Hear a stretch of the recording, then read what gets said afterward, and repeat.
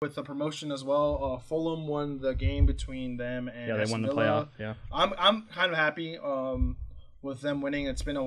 They've been like in that kind of unfortunate situation where they get. I think last year they were in the final against Huddersfield. yeah. And then they lost On penalties. Yeah, so like it's finally, this team's finally put themselves together. Tim Ream, an American player, going up. He had like an interview and he's really excited to play with those guys. And hopefully they keep those guys, unlike Wolves. Like, Yeah. That's one thing that you'd always hate to see. But and then who's going down? It's Swansea, Stoke, and West Brom. Are you going to feel very confident that the three teams coming up are going to be very competitive? I think one of them will be. I feel like it's going to be Stoke.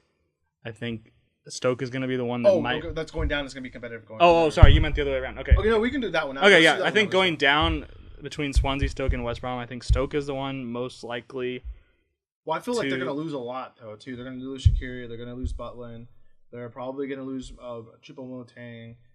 They're probably going to lose Allen. So I think they're going to lose but like West Brom's going to lose just as much too because they have like Chadley. They have Rondon. I'm not sure about Johnny Evans. Yeah, Evans. I'm not sure about Gibbs. That's a question. The guy they got from PSG, the Polish guy. Krakowiak. Yeah. So like, there's gonna be definitely like a lot of switches. But I feel like Stoke. I would agree. Stoke would probably be able to come back. I think West Brom and Swansea are. I think both of them are in danger of pulling a Sunderland, and I think they're going to end up no better than mid-table in the championship. Yeah, I would agree with that, and especially with the amount of players they're losing as well. Because like Hull almost went down as well this year too, but like last year they barely had a lineup for like the Premier League. Yeah. It is what it is. So then going up then like Fulham, Wolves, and Cardiff. So we're still having a Welsh team. But who do you think is gonna perish? I don't know. I would say Cardiff. I feel like Cardiff. I haven't looked at their lineup recently, but I feel like they're gonna be the team that's just gonna get knocked around. They're gonna be like I feel like we're not gonna have the three teams that come up and survive this year again. I feel like they're gonna be the team.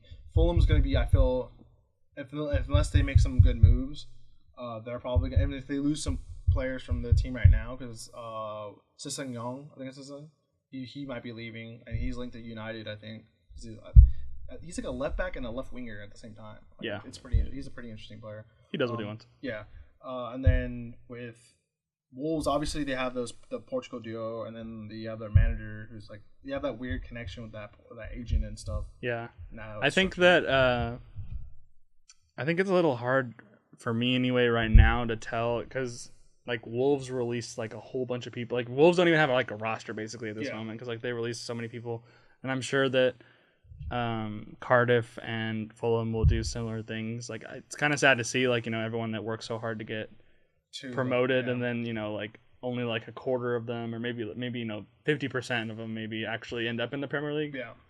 I mean, I do that in my we'll have franchise, to so. we'll have to see like how they choose to spend. Okay, so we'll come back cash. to this when we do our Premier League. I think if I had to pick one right now, I think I would pick Fulham. Okay, that's be the one that goes right back down. Okay.